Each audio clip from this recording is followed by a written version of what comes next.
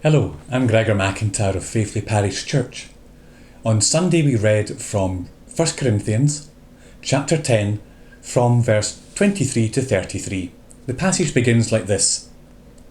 I have the right to do anything, you say, but not everything is beneficial. I have the right to do anything, but not everything is beneficial. Here is a very specific problem in Corinth. And the passage goes on to describe how the problem is food that has been sacrificed towards other gods. The meat ending up in the market, but nonetheless, the blood is spilled to the honour of a god.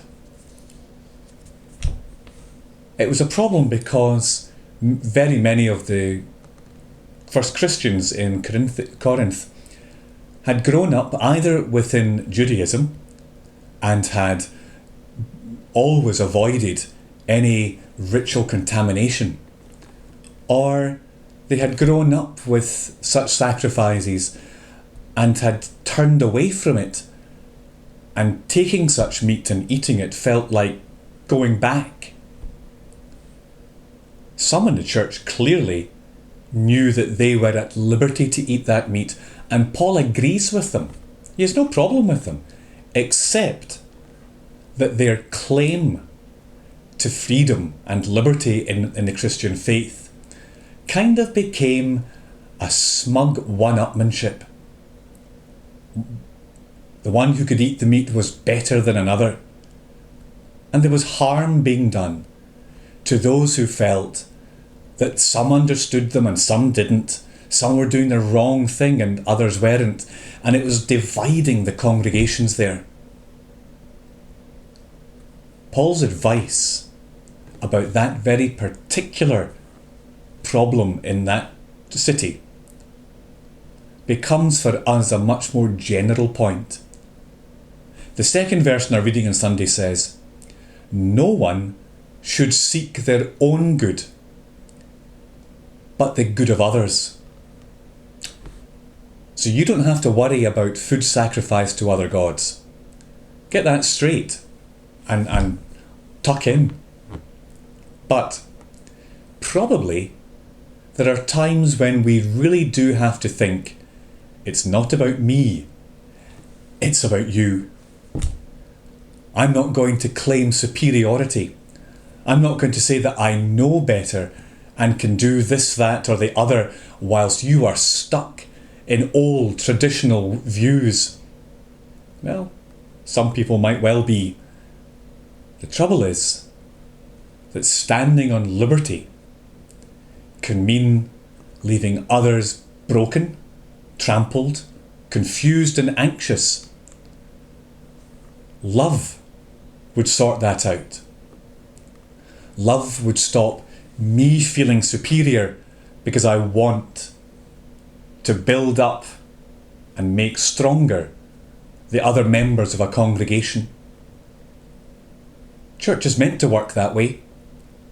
It's meant to be a building up of all of us towards a likeness of Jesus, sharing his life and wanting to glorify God in all the songs we sing, the prayers we offer, the Bible we open, and all that keeps us busy between Sundays. That's how it should be.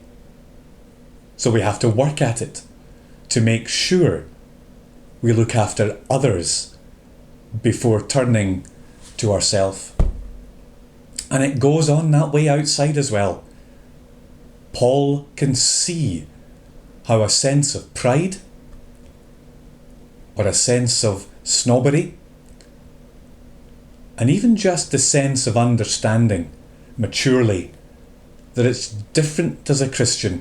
We are not bound by rituals, by traditions. We are free from all of that. But the claim to it can leave some behind. Well, it's the same among our family and our friends. At the very least, we should be putting Paul's practical general advice into our everyday.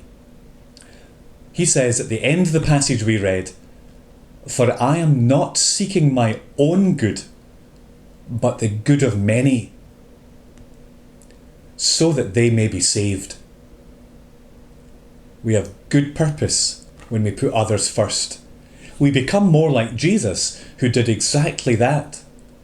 And we serve the purpose of our Lord's saving us and being prepared to save and forgive the sins of many. And that must be the purpose of the church. Showing others the life of Jesus in our day, in our town, in our congregations, so that others can join us, welcome and loved and saved. Good luck putting others first, and do it with many blessings.